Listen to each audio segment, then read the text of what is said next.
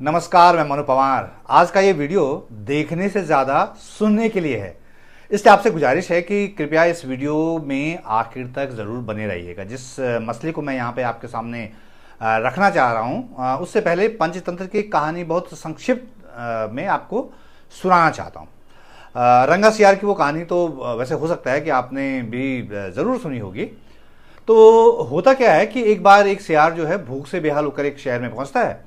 शहर के कुत्ते उसका पीछा करते हैं, जिससे डर कर वो धोबी के घर में छिप जाता है और बदहवासी में वो धोबी के घर में रखे नीले रंग से भरे टब में गिर जाता है।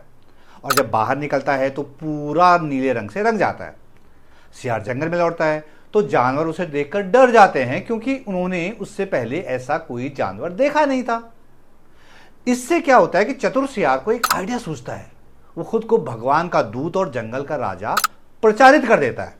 बाकी जानवरों ने चूंकि पहले कभी ऐसा विचित्र जीव देखा नहीं था, तो वो उसकी बातों में यकीन कर लेते हैं और उसे अपना राजा मान लेते हैं।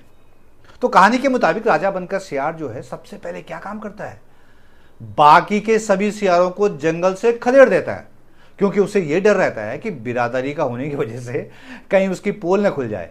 वो किंग होने का ऐसा फायदा उठाता है कि शेर को जंगल का प्रधानमंत्री और हाथी को चौकीदार बना देता है और अपनी जमकर खिदमत करवा देता है, मौज काटता है। उसे फील गुड होने लगता है राजा बनकर। लेकिन अब सियार तो सियार है, उसका स्वभाव थोड़ी जाएगा। एक रात क्या हुआ कि रात के सन्नाटे में दूर जंगल से कहीं दूसरे सियारों की हुआ हुआ की आवाज सुनाई दी उसको। सियार अपने पे आ गया। वो भूल गया कि दूसरों को झांसे में रखकर वो जंगल का राजा बना बैठा है। वो अपनी पर उतारा और खुद भी हुआ हुआ करने लगा। उसके भीतर का सियार बाहर निकल आया और उसका भेद खुल गया। बाकी जानवरों को जब पता चला कि ये नीले रंग में रंगा जानवर जो उनका राजा बन बैठा है, वो कोई ईश्वर का दूत नहीं बल्कि एक धूर्त सियार है। उसकी पोल पट्टी खुलने के बाद जानवर उस सियार को पीट पीट कर जंगल से भगा देते हैं। अब जरा रंगा सियार वाली पंचतंत्र की इस कहानी को उत्तराखंड के राजनीतिक संदर्भों में समझने की कोशिश कीजिए। किसी बंदे को पेंट करके राजा बना दिया, कोट अनकोट देवतुल्य जनता का पैसा उसकी इमेज मेकिंग में उड़ाकर उसे धाकड़ बनाने में लगा दिया। 55 लाख रुपए डेली के हिसाब से 1000 करोड़ रुपए विज्ञापनों में फूंक डाला। उत्तराखंड की जनता के पैसे की बंदर बांट करके अपना पीआर करवा लिया। पेड इंटरव्यू होने लगे। दरबारियों ने, सलाहकारों ने अपने आका को खुश करने के लिए अखबारों में, टीवी में, सोशल मीडिया और डिजिटल मीडिया में लाखों करोड़ों के विज्ञापन झोंककर उत्तराखंड में गुलाबी मौसम क्लेम कर दिया, जबकि कब्र का हाल तो मुर्दा ही जानता है। लेकिन अब वो शासक और उसके दरबारी जिस तरह का बिहेव करने लगे हैं ना, उससे मुझे पंचतंत्र की वो रंगा सियार वाली कहानी बरबस ही याद आ रही है। प्रचार के दम पर धाकड़ बने मुख्यमंत्री के सामने जब असली चैलेंज आया तो पूरी सरकार और उसके समर्थकों का पसीना छूटने लगा।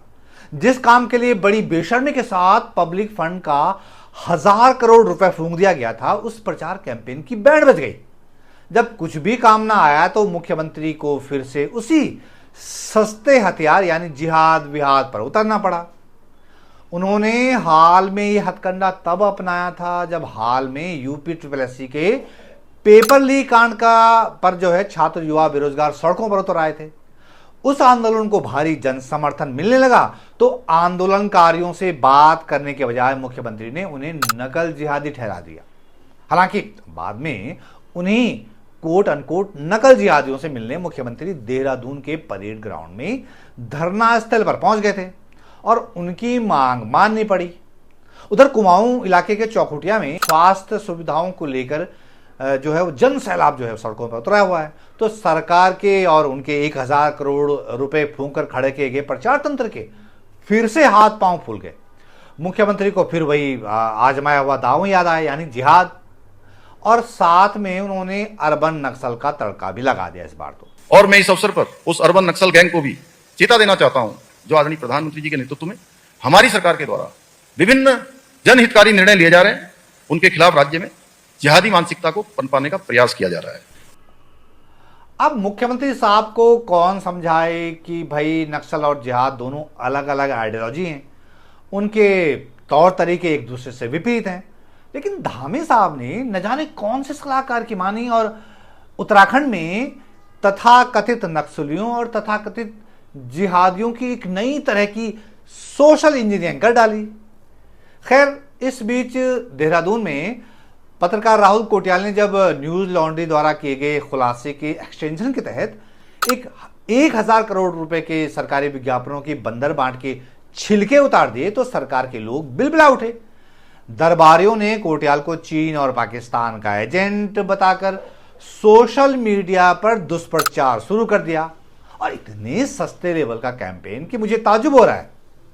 अरे भाई, अपनी सरकार बहादुर की धाकड़ इमेज बनाने के लिए आपने 1,000 करोड़ रुपए लुटा दिए, और इस लूटपाट के खिलाफ किसी पत्रकार ने साहस करके एक वीडियो बना दिया तो उतने से ही तुम्हारे 1,000 करोड़ रुपए के प्रचार के चीथड़े उड़ गए।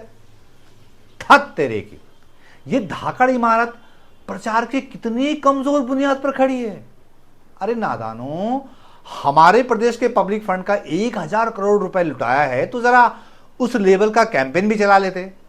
जिनको करोड़ों रुपए बांट आए हो उनको कहते कि भाई एक कायदे का काउंटर वीडियो बना दो। तुमसे तो इतना भी नहीं हो सका। अरे उत्तराखंड के पब्लिक के पैसों की कुछ तो मर्यादा रखते। ये कितना सस्ता हथकंडा अपना रहे हो यार, और अपनी ही थू थू करवा दी जमाने भर में। हेरा फेरी फिल्म का एक डायलॉग मुझे उधार लेकर कहना चाह रहा हूं, क्या गुंडा बनेगा रे तू। किसी ने ठीक ही कहा है, सलाहकार काम के न हो ना तो वो किसी भी शासक की लुटिया डुबोने के लिए पर्याप्त होते हैं। पुष्कर सिंह धामी विज्ञापनों पर 1,000 करोड़ रुपए खर्च करने के बाद शायद निश्चिंत हो गए थे कि उससे उनकी जो विराट प्रतिमा बनी है वो लंबे समय तक टिकी रहेगी।